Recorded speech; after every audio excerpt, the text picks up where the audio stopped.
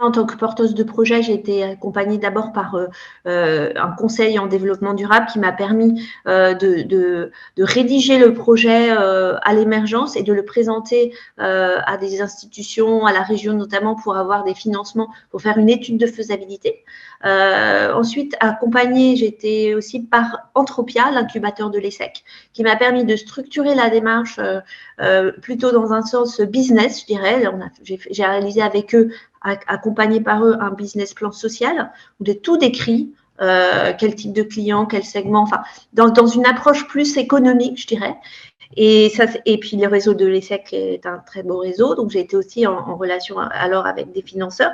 Et ensuite, j'étais accompagnée, une fois que l'activité a été créée, j'étais accompagnée par l'AVIS et notamment le dispositif d'accompagnement pour les associations sur une thématique très précise, c'est comment améliorer la productivité et l'organisation dans notre atelier pour pas perdre trop de temps à faire telle action et puis optimiser, avoir des outils.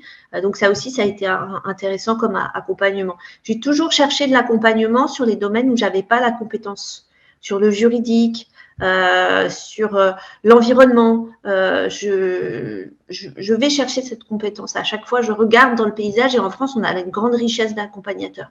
Et il faut s'en servir parce que c'est énorme, c'est gratuit, mais il faut y aller, il faut trouver et c'est facilement maintenant, quand même avec Internet et tout ce qu'il y a, il faut s'en servir à fond.